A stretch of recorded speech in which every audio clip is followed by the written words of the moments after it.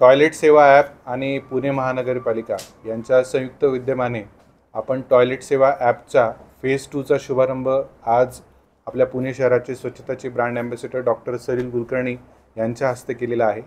हे app Amol Bhinge sir यांनी develop केलेलं आहे। या ॲपमध्ये पुणे शहरातील 1183 पब्लिक आणि कम्युनिटी टॉयलेट यांचा समावेश आपण केलेला आहे।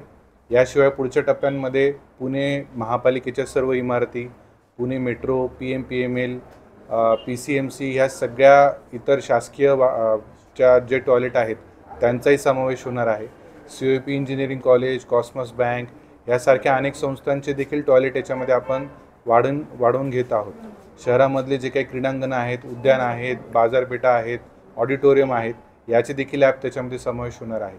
हे ॲप आतापर्यंत 10,000 पेक्षा अधिक लोकांनी डाउनलोड केलेलं आहे। आता ह्या ॲपच्या माध्यमातून आपण पुढचे 3 महिने नागरिकांच्या फीडबॅकच्या माध्यमातून बेस्ट टॉयलेट निवडण्यासाठी एक स्पर्धा राबवत आहोत, ज्याच्या माध्यमातून नागरिकांना आम्ही आवाहन करतो की आपल्याला अनेक ठिकाणी अनेक वेळेस जवळचं टॉयलेट शोधण्याची गरज पडते, त्यावेळेस या ॲपचा उपयोग आपण आपल्या कुटुंबियांसाठी करू शकता।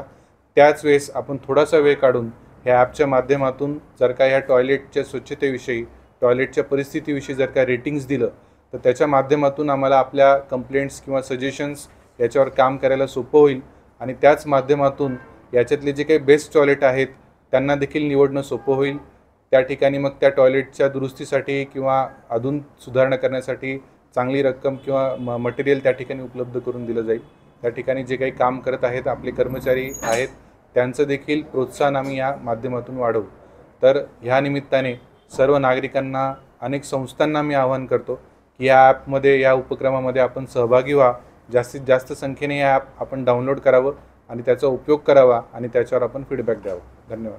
नागरिकांच्या तक्रारी आल्या तर त्यांना काही बक्षीस देणार नाही, नागरिकांची सर्व्हिस डिलिव्हरी करणं हे आमचं मुख्य ध्येय आहे।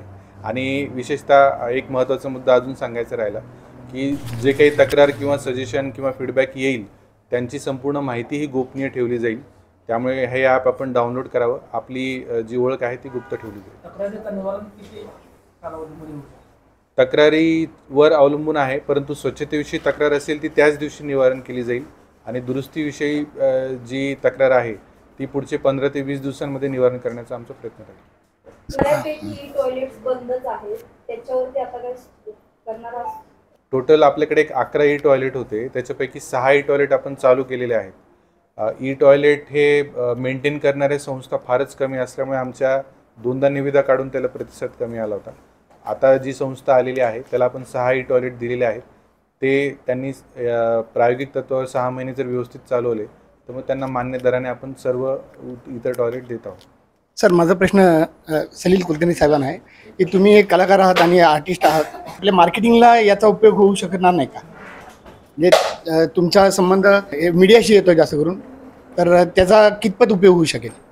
नाही, मी माझ्या सगळ्या सोशल मीडिया हँडल्सवर किंवा माझ्या मित्रांना नेहमी मी हे सांगत असतो की हे तुम्ही पोस्ट करा, पण ही विशेषतः या टॉयलेट सेवा ॲप आहे ना, हे हळूहळू पसरणारी गोष्ट आहे। मला असं वाटतं की आपल्याकडे विद्यार्थ्यांनी, कॉलेजमधल्या विद्यार्थ्यांनी, सॉफ्टवेअर इंजिनियर्स जे खरे सगळे ॲप वापरतात त्यांनी हे एकमेकांना, कारण आपण एखादं ॲप कसं वापरायला लागतो तर आपल्या शेजारचा माणूस आपल्याला सांगतो की अरे हे ॲप बघ, तर हे आपण ज्याला पर्सन टू पर्सन पब्लिसिटी म्हणतो ना, त्यांनी जास्त होईल। पण मी माझ्याकडनं जेवढं होईल तेवढा प्रयत्न करतो, कारण काय पुणेकर म्हणून पुण्यावर असलेलं प्रेम आणि भारतावर असलेलं प्रेम याच्यातून हे करावं असं वाटतं। थँक्यू मित्रांनो, आमचा हा व्हिडिओ शेवटपर्यंत बघितल्याबद्दल धन्यवाद।